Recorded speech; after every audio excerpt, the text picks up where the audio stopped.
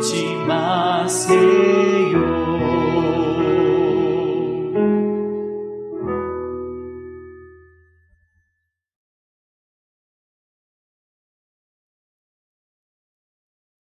샬롬. 오늘 아침 함께 묵상할 말씀은 마가복음 10장 13절에서 16절입니다. 제가 봉독하겠습니다. 사람들이 예수께서 만져주심을 바라고 어린아이들을 데리고 오매 제자들이 꾸짖거늘 예수께서 보시고 노하시어 이르시되 어린아이들이 내게 오는 것을 용납하고 금하지 말라. 하나님의 나라가 이런 자의 것이니라. 내가 진실로 너희에게 이르노니 누구든지 하나님의 나라를 어린아이와 같이 받들지 않는 자는 결단코 그곳에 들어가지 못하리라 하시고 그 어린아이들을 안고 그들 위에 안수하시고 축복하시니라. 아멘. 샬롬. 네.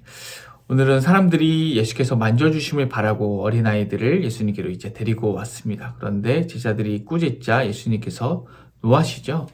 예수님께서는 왜 노하셨을까요? 우리가 9장 변화산 사건 이후에 예수님께서는 이 변화산에서 내려와서 귀신 들린 아이를 굉장히 불쌍히 여기셨던 것 우리가 기억하실 것 같습니다. 또 예수님은 그 어떤 상황보다 귀신 들린 아이를 불쌍히 여기는 것을 최우선으로 삼으셨습니다.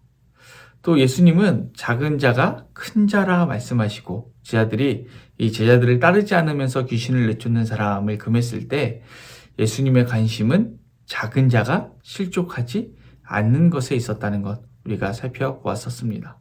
오늘 본문에서도 사람들이 예수님께서 만져주심을 바라고 어린아이들을 데리고 왔을 때 제자들이 금하자 예수님께서는 노하셨습니다. 그리고 이렇게 말씀하셨죠. 14절입니다.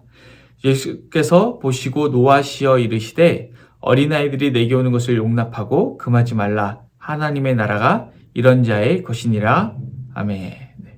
하나님의 나라는 어린아이와 같은 자의 것이라고 말씀하셨습니다. 이것은 무엇을 의미할까요?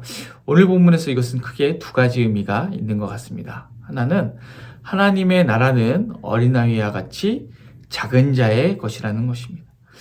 마가복음을 통해 우리는 계속해서 하나님의 나라의 어떤 역전이라는 것을 목격하게 됩니다.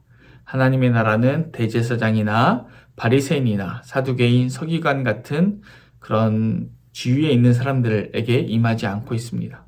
갈릴리에 살고 있는 병든 사람들, 장애인들, 귀신 들린 사람들, 가난한 사람들, 못 배운 사람들, 불쌍한 사람들에게 임하고 있는 것이죠. 오히려 큰 자들은 하나님 나라의 대적자가 되어가고 있습니다.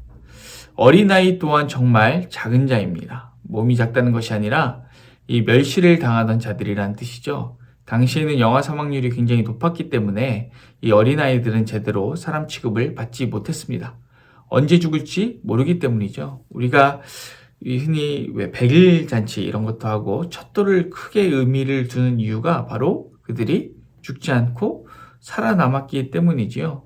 따라서 예수님 당시의 어린이들의 인권은 지금과 비교할 수 없이 매우 열악했습니다. 그들은 가혹한 육체노동으로 내몰리기도 하고 또 인신매매를 당하거나 성착취를 당하는 일도 잦게 있었습니다. 사실 지금은 이제 흔치 않은 농담이지만 저 어렸을 때만 해도 어린아이에게 너 그렇게 말 안 들으면 새우잡이배에 팔려간다 이런 말들 들어봤던 기억이 있는 것이죠. 그러니 예수님 시대에는 그것이 얼마나 더 심했을까요? 14절에 이런 자는 이렇게 열악한 상황이 있는 자인 것이죠. 그렇다면 또 15절 말씀에 있는 또 다른 의미 우리가 한번 찾아보기 원합니다. 15절입니다. 내가 진실로 너에게 이르노니 누구든지 하나님의 나라를 어린아이와 같이 받들지 않는 자는 결단코 그곳에 들어가지 못하리라 하시고 하나님의 나라를 어린아이와 같이 받들지 않는 자는 결단코 그곳에 들어가지 못한다는 것입니다. 여러분 하나님의 나라를 어떻게 받들고 있습니까? 어린아이와 같이 하나님의 나라를 받든다는 것은 어떤 의미일까요? 여러분 갓난아기가 막 울면서 엄마를 찾으면 우리가 그 아이를 어떻게 달랠 수 있습니까? 그 엄마가 직접 오기 전까지는 어떤 방법으로도 달랠 수가 없습니다. 돈으로 달랠 수 있을까요? 아니면 어떤 명예로 달랠 수 있을까요? 황금을 산같이 쌓아준다고 해도 오직 어린아이만 이 아이를 만족시킬 수 있는 것이죠. 하나님의 나라를 어린아이와 같이 받든다 하는 것은 저는 이런 의미라고 생각합니다. 나의 삶에서 하나님의 나라보다 더 중요한 것은 없다. 나를 만족시키고 나를 위로할 수 있는 것은 오직 하나님 나라밖에 없다는 것이죠. 여러분, 오늘 여러분의 위로는 어디에 있습니까?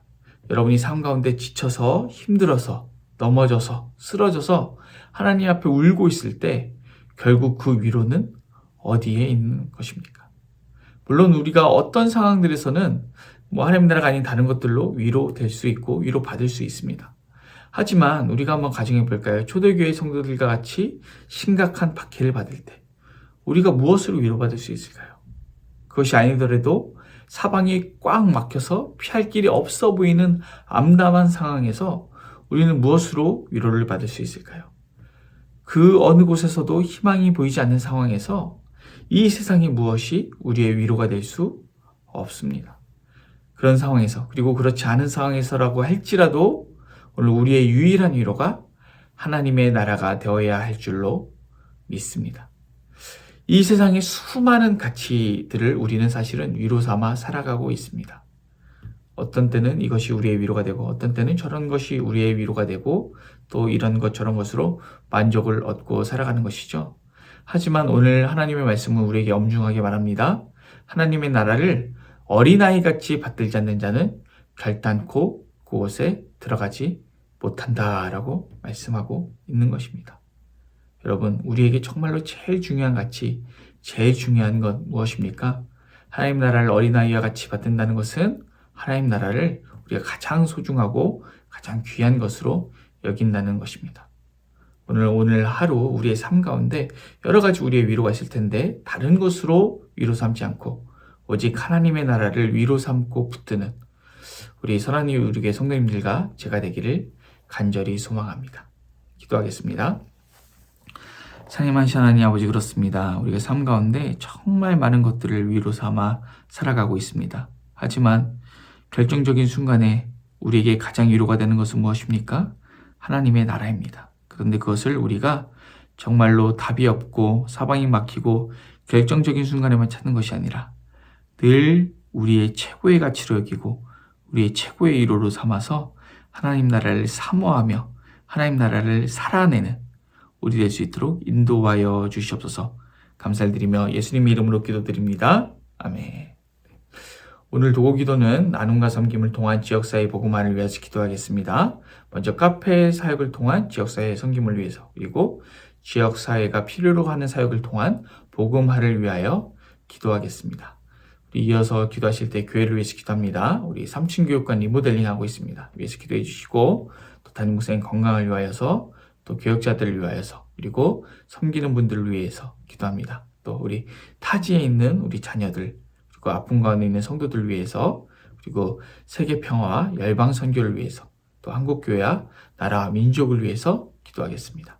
기도합니다.